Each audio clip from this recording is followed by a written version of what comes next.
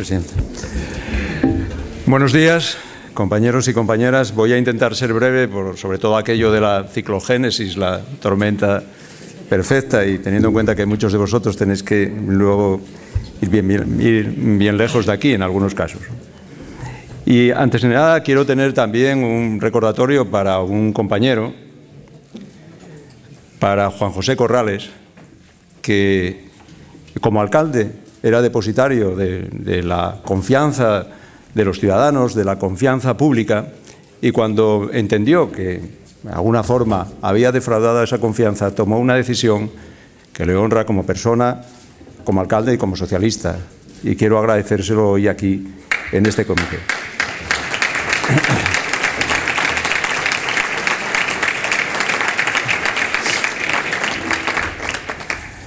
Compañeros y compañeras, vivimos un momento, bien lo sabéis, muy difícil desde el punto de vista económico, y cuando la situación económica es difícil, la situación política también lo es.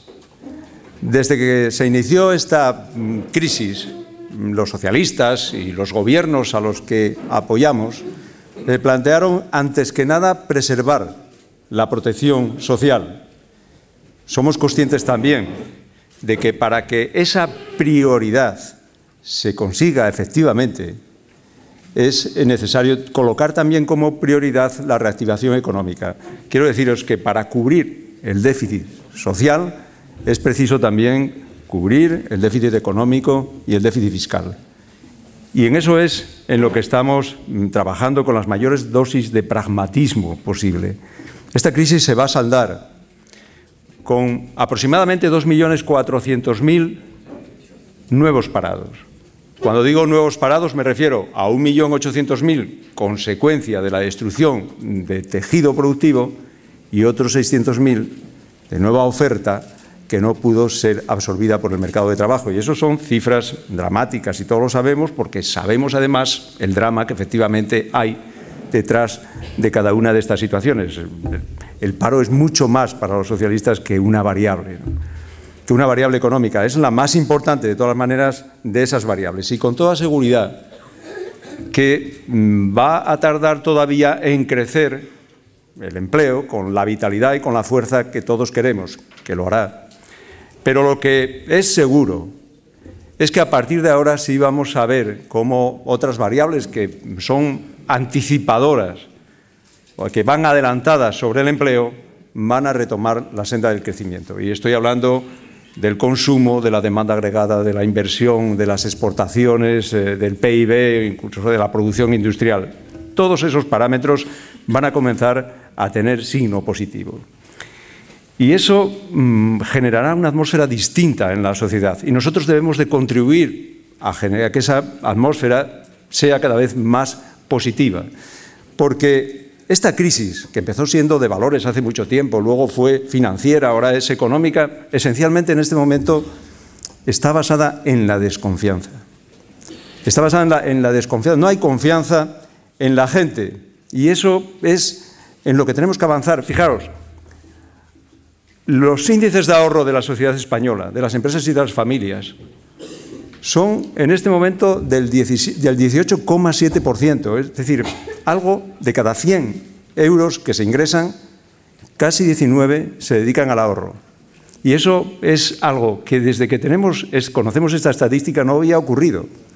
Pero si además pensáis en ello, es que está pasando cuando se tiene además menos renta disponible. Es decir, se está ahorrando no porque se tenga más, sino justamente porque se tiene menos. Y las empresas y también, por supuesto, las familias están dedicando más al ahorro que al consumo, a la inversión doméstica. Y ese es un problema que en este momento hay que subsanar. Y es fundamentalmente a través del optimismo, a través de la generación de confianza en el futuro que viene en este momento. Y además, para que eso efectivamente se consolide, lo que tenemos que hacer son reformas. Reformas económicas. Y este es el momento de la reactivación, el momento en que se ha tocado efectivamente el suelo, cuando esas reformas las hay que abordar. Y las hay que abordar porque en este momento es más eficiente tener un camino claro de reformas económicas y de credibilidad económica es más importante que tener un determinado nivel de deuda. Y lo estamos viendo todos los días. Es decir, España tiene una deuda, llegará ahora aproximadamente al 60%, llegará este año, del PIB, 20 puntos por debajo de la del Reino Unido, de la de Francia, de la de Alemania, y muchos menos que los que puede tener pues Italia, Bélgica o Grecia. Y sin embargo se nos juzga más por otras cosas, como planteando que no hay un camino claro hacia la reactivación económica. Bien, pues ahí es donde encajan todas esas reformas que plantea el Gobierno. Y yo sé que cuando oímos hablar de reformas y escuchamos quién nos las viene diciendo, en qué términos y qué tipo de reformas, pues lo normal es que sintamos indignación, ¿no? Todos lo sentimos. Y sentimos indignación porque piden reformas y castigan a los gobiernos, a aquellos justamente que obligaron a esos gobiernos a generar déficit para cubrir los problemas en que ellos mismos habían incurrido. Y, en fin, lo que ha pasado en Davos hace bien pocas semanas es clarificador de este asunto, pero parece el mundo al revés. Pero es que el mundo al revés ya viene desde hace mucho tiempo.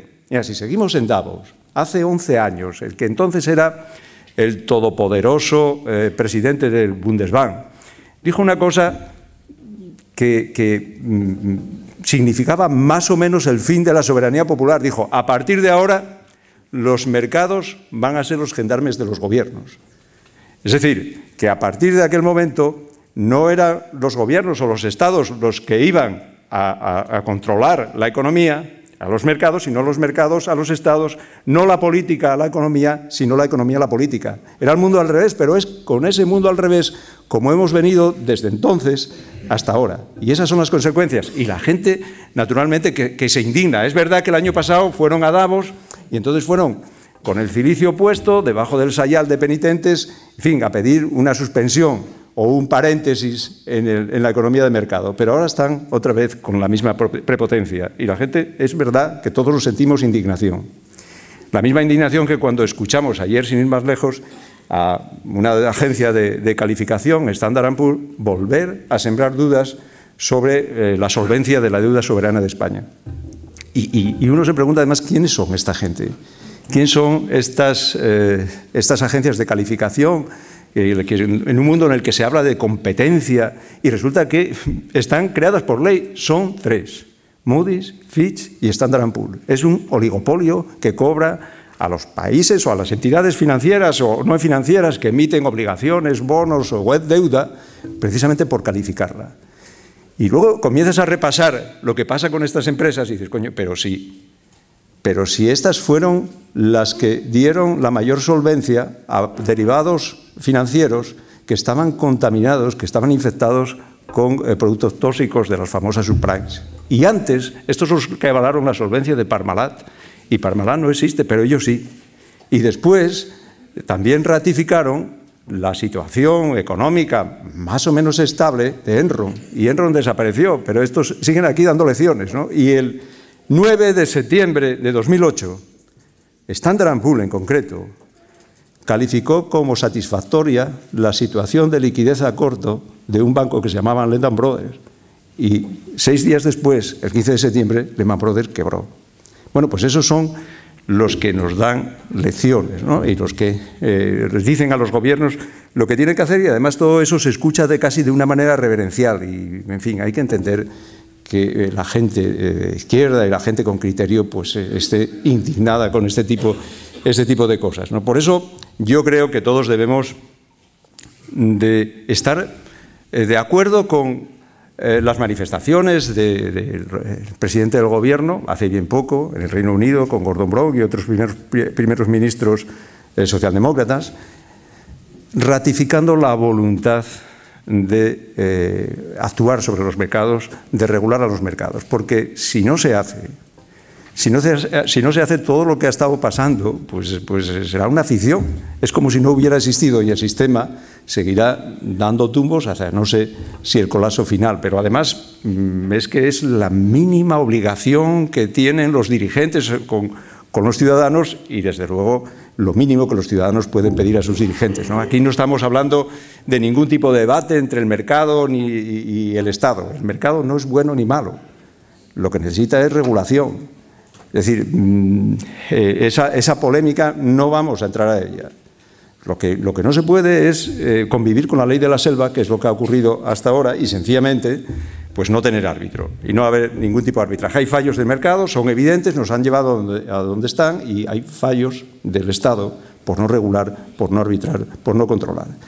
Por tanto, estamos de acuerdo con esa posición, pero también somos conscientes, y lo estamos viendo por las resistencias que se están planteando, de que esa regulación de los mercados no va a llegar pronto, que se necesita tiempo, y tiempo es justamente lo que no tenemos. Lo que no tenemos es tiempo para esperar a eso sin actuar. Aquí podemos hacer como no ha pasado nada o tomar medidas, y además tomar medidas económicas. Es decir, lo primero que hay que plantearse es que nosotros, aquí en España, como el resto de los países, hemos perdido riqueza. Lo hemos perdido todo. Todos, quiero decir, y algunos mucho. Y lo que no vamos a dejar en ningún caso es a esa gente tirados ahí en la cuneta de la desesperación. Pero a partir de ahí, pues lo que hay que plantearse es recuperarla. Y para recuperarla, sabemos hacerlo, se necesitan cambios, se necesita esfuerzo, se necesita sacrificio y se necesita pues también iniciativa empresarial, ¿no? Eso es lo que hay que hacer. Y se necesitan reformas.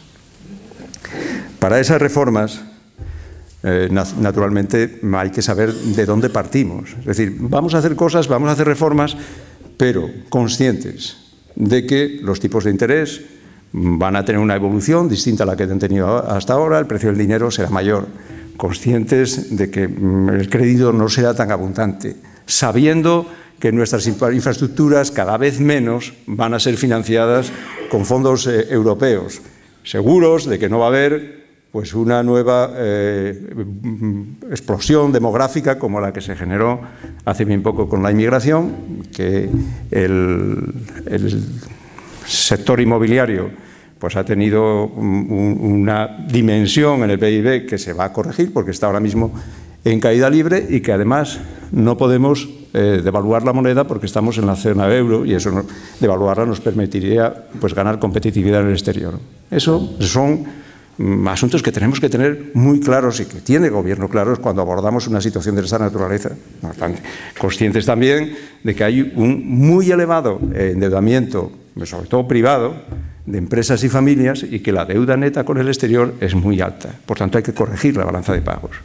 Consciente de que tenemos mucha dependencia exterior en materia energética, sabiendo que los costes unitarios en España son altos. Y eso no significa nada si no fuera porque hemos dejado a un lado la productividad durante muchos años, y que por otro lado nuestros productos compiten en el exterior por precio y no lo hacen por calidad o por innovación o por componente tecnológico, y por lo tanto son en los mercados internacionales son replicados, es decir, son contestados. Todas esas cosas las sabemos, como también la brecha en I+D, pues que se mide clarísimamente con el número de patentes, la necesidad de cubrirla, que eso es un asunto crucial, la situación de nuestros jóvenes desde el punto de vista de sus conocimientos, de sus habilidades, de una situación insoportable en relación al fracaso escolar. Hablo del conjunto de España, no concretamente en Asturias en este caso. Es decir, todas esas son reformas que hay que abordar, y también en toda la cadena de distribución, porque hay muchos puntos en los cuales se producen restricciones a la competencia y generan tensiones inflacionarias. Eso no lo discute nadie, pero nadie lo habla con claridad y lo dice de una manera sintética para saber por dónde hay que caminar. Pues bueno, estos son asuntos en los que hay que trabajar, y el Gobierno está haciéndolo y orientando además hacia la economía española en una dirección concreta, que es esa, de ser más competitivos a través del conocimiento y la sostenibilidad. Pero eso pues es un camino difícil que necesita apoyos. Y yo, sinceramente, creo que los apoyos que vamos a recibir del Partido Popular en este caso van a ser pocos. Se está haciendo absolutamente todos los esfuerzos, pero creo que ellos están más situados en la defensa de intereses políticos que pueden dar rentabilidad o ventajas ventajas electorales en el futuro, pero que sin embargo nos privan de la unidad social que es indispensable para afrontar una crisis de esta naturaleza. Se necesita para estas reformas dos cosas. Una, no generar confusión y vaivenes, que a veces lo hacemos, y otra, y fundamental, no hacer demasiado ruido, sobre todo demasiado ruido en el exterior, que es el que están provocando los que, con sus ideas, movilizaron todas las fuerzas que desencadenaron la situación que estamos viviendo. Por tanto, poco optimismo tengo en relación a que podamos llegar a un acuerdo, por ejemplo, en educación, porque tengo la sensación, ojalá me equivoque, de que tienen más interés en que tengamos conflictos pues, con los profesores. Hay que reformar la administración pública. Bien, pues lo que querrán será que tengamos un problema con los funcionarios. Hay que hacer cosas con los bancos, con el sector financiero y querrán también que nos enfrentemos a ellos, por supuesto, a los sindicatos en el caso de una reforma laboral, que habrá que plantearla en la medida que hay demasiada rotación en el mercado laboral español y eso tiene también, aparte de ser profundamente injusto, tiene también genera una serie de dificultades desde el punto de vista de la formación de la gente y, bueno, pues ya vemos lo que está pasando con las decisiones que toma el Gobierno en materia de pensiones, que pues nos abre un conflicto pues, con capas amplias de la sociedad y capas progresistas de la sociedad, ¿no? Eso es el panorama y esas son las cosas que incluso con él tenemos que afrontar y tenemos que hacer de la mejor manera posible, sabiendo que aquí no se va a plantear una dialéctica de izquierda a derecha, porque además el PP no lo quiere, nunca lo quiso, no le interesa. Pensar que en la anterior legislatura en lo que se centraban eran cuestiones transversales, era en el asunto de la distribución del territorial del poder en España o en el terrorismo. Y ellos lo que decían era que eran más eficientes, se consideraban más eficientes a la hora de enfrentar esas situaciones. Ahora es lo mismo. Ahora lo que quieren es plantear en una crisis económica una dialéctica entre competencia e incompetencia. Y ellos presentarse, pues sencillamente, como los más preparados, como los más fiables. Esa es claramente la situación. Y hay que dar respuesta a esto, porque si no tenemos credibilidad económica, si la perdemos, no hacer reformas, lo que no tendremos tampoco será credibilidad gubernamental. Y en la medida en que nosotros tenemos menos credibilidad gubernamental, la derecha tendrá más credibilidad social.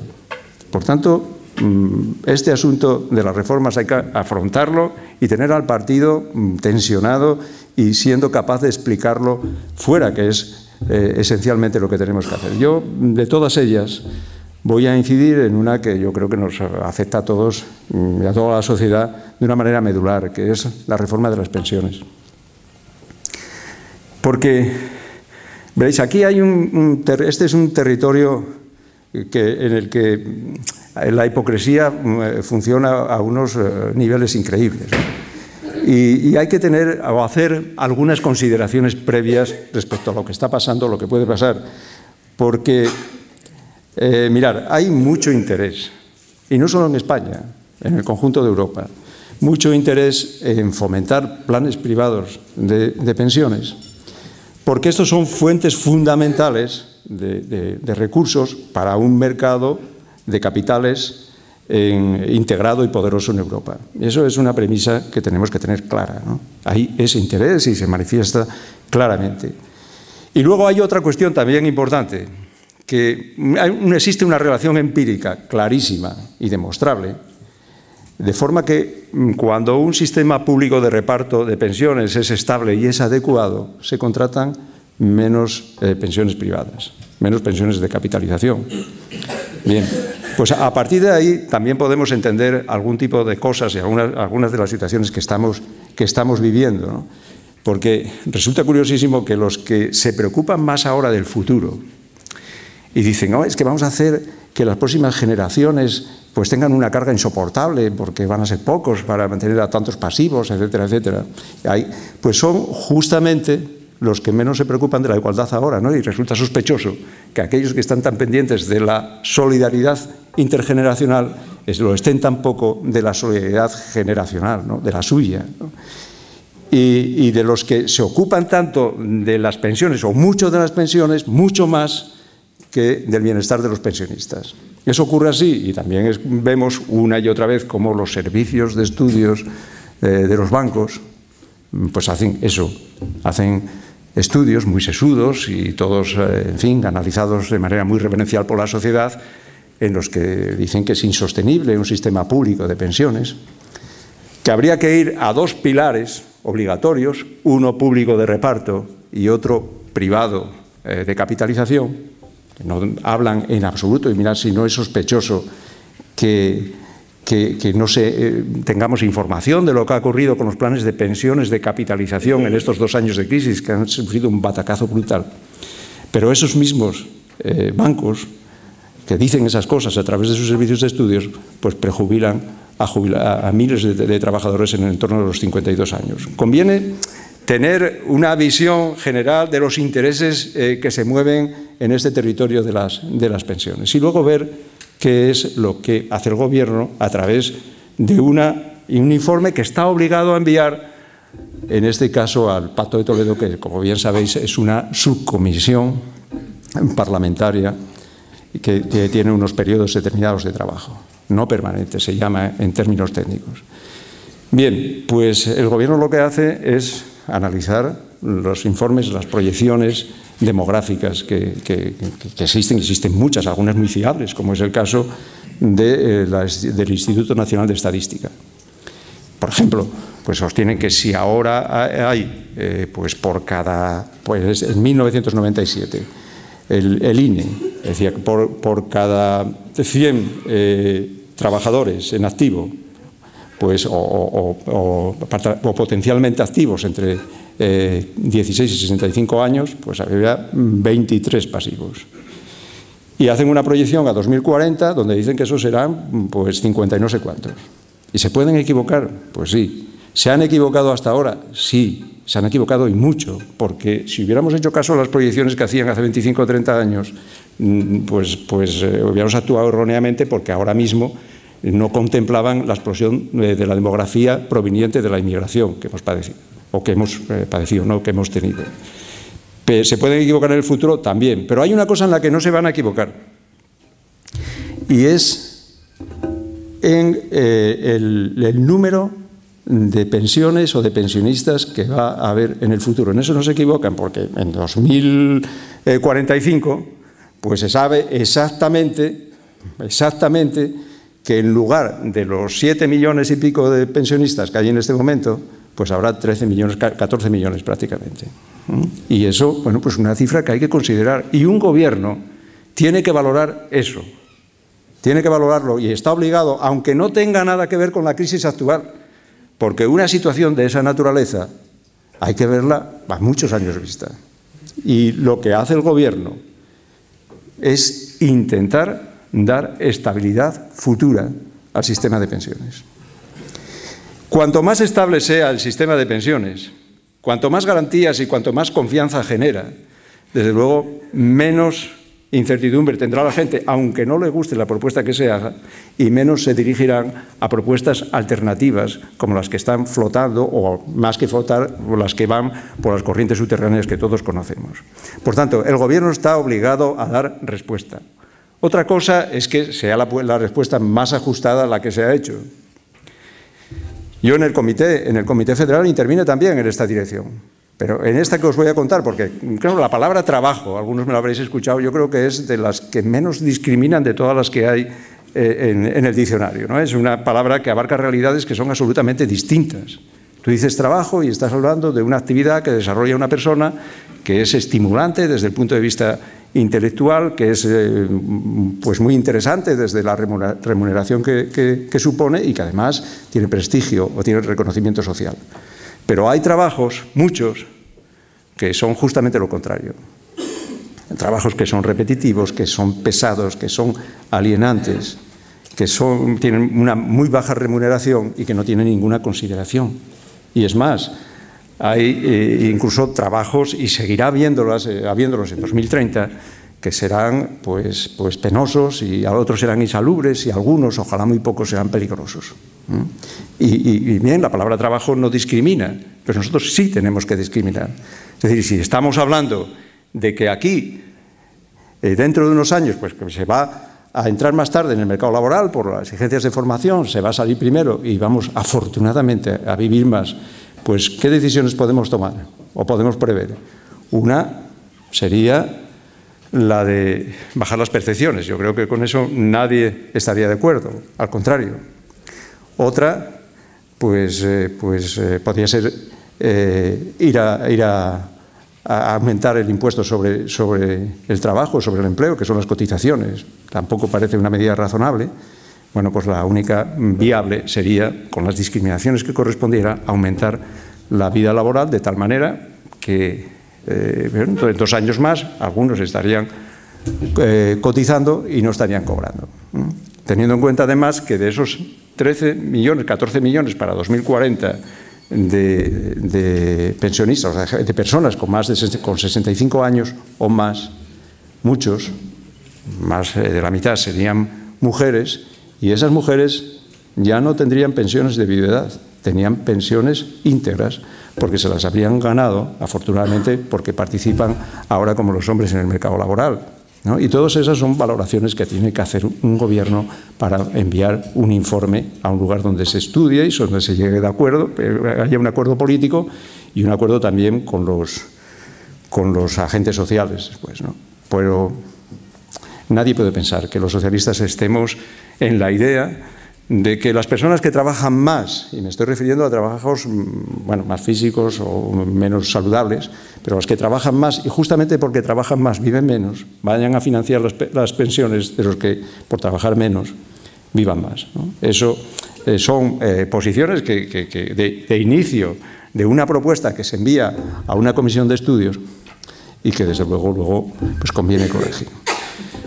En este asunto de las pensiones, desde luego, los socialistas nadie nos va a dar lecciones. Sabemos lo sensible que es esta cuestión, cómo nos puede enajenar también simpatías políticas y electorales en amplios sectores de la izquierda, y ahí es donde corresponde al partido explicar bien cuál es la situación y cuáles son las intenciones del gobierno, ¿no?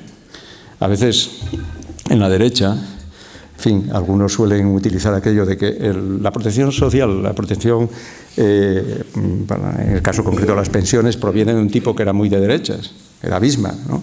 Pero lo que no dicen nunca es que Bismarck decía que lo hacía porque si no, todos los obreros, toda la clase obrera se iba a hacer inmediatamente y en bloque socialista, ¿no? Bueno, pues ahora eso debemos de recordarlo. Las pensiones han sido siempre una cuestión básica para nosotros y muchas veces hemos quedado solos defendiéndolas, y como ocurrió con las pensiones no contributivas en 1987, os lo recuerdo, con la oposición clarísima del Partido Popular. Y luego, en relación a Asturias, solamente 2 apuntes, porque esta problemática que yo he intentado trasladaros es, yo creo, la esencial y la que afecta al conjunto del país y, por supuesto, a nosotros, pero 2 cuestiones.